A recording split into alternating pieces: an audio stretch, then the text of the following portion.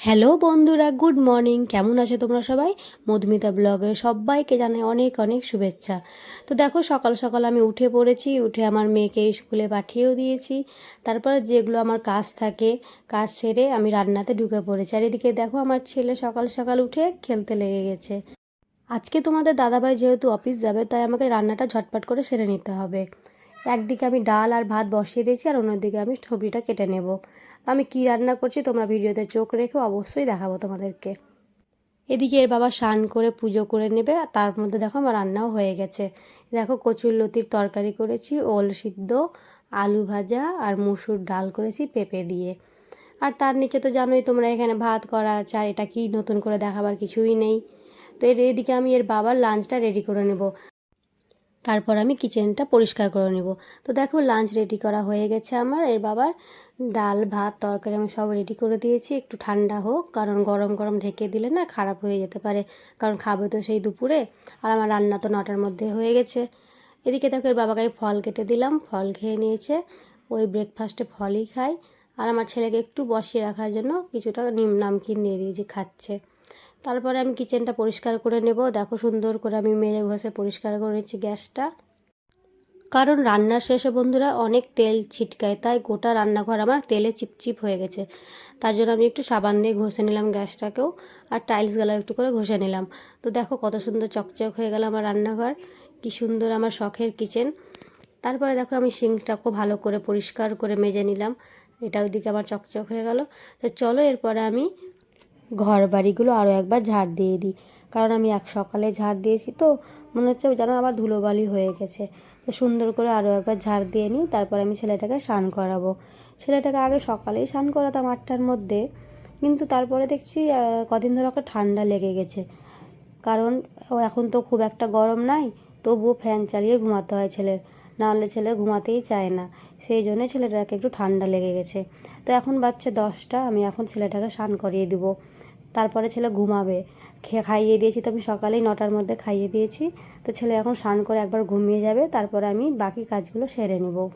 বাকি কাজ বলতে প্রায় আমার কাজ শেষের মধ্যেই, কারণ মেন কাজ তো রান্নায় তো বড় কাজ থাকে। সেই কাজটা আমার হয়ে যায় সকালের মধ্যেই। যেদিন যেদিন এর বাবা অফিস যায় সেদিন আমার খুব চটফট কাজ হয়ে যায়, যেদিন অফিস যাই না সেদিন আমার খুব লেট হয়ে যায়। এই জন্য আমার ওয়ার্কিং ডেই ভালো লাগে। তো দেখো, আমি ছেলেকে স্নান করিয়ে নিয়েছি, এবার ছেলে ঘুমিয়ে পড়বে। তারপর আমি নিজেও স্নান করে নেব। ছেলে ঘুমিয়ে পড়েছে, ছেলেকে আমি ঘুম দিয়ে দিলাম। আমি এখন পর্যন্ত ব্রেকফাস্ট করিনি, চা খাইনি, কিচ্ছু করিনি, স্নান করে নিব, দিয়ে আমি একবারে চা খেতে বসবো। আর পুজো তো আমার বরমশাই করেই যায়, সকাল সকাল পুজো করার কোনো টেনশন থাকে না। আমি শুধু একটু ঠাকুরকে নমস্কার করে নিজের ব্রেকফাস্ট নিয়ে বসে পড়বো। ছেলে হওয়ার পর থেকে পুজোটা এর বাবাই করে।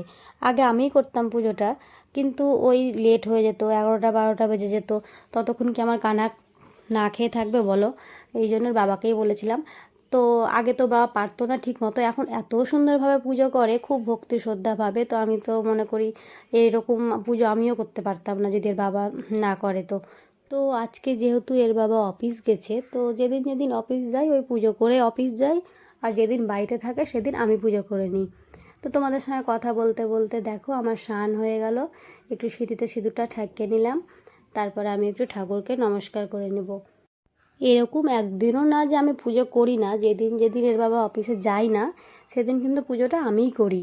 আর যেদিন এর বাবা অফিস যায় সেদিন ওর বাবা পুজো করে অফিস যেতে ভালোবাসে, তাই। তো দেখো, আমার তোমাদের সঙ্গে কথা বলতে বলতে চা হয়ে গেছে, চাটা আমি খেয়ে নিই। আর মাহির জন্য যেটা সকালে আমি রুটি ভেজেছিলাম, রুটি তরকারি, সেটা আমি দুটো বেশিই করি তোমরা জানো। তো সেটার জন্য আমার ব্রেকফাস্ট হয়ে যাবে। তো এখন বেজে গেছে 1:30, আমি ছেলে লাঞ্চ টাইম হয়ে গেছে, তো চলো ছেলেটাকে এবার আমি খাইয়ে দিই।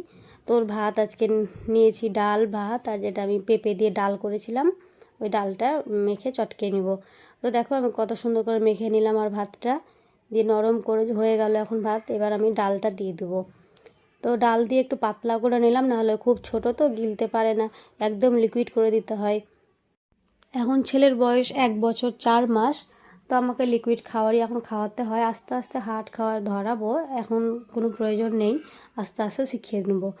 এরপরে আমি নিজেও খেতে বসবো, সেগুলো আর তোমাদের সঙ্গে ভিডিও করা হয়নি, কারণ মাহি চলে আসবে তো মাঝখানে। মাহি 3টার সময় আসে, ওকে আমাকে নিতে যেতে হয় নিচে, নিচে ভ্যান আসে ছাড়তে।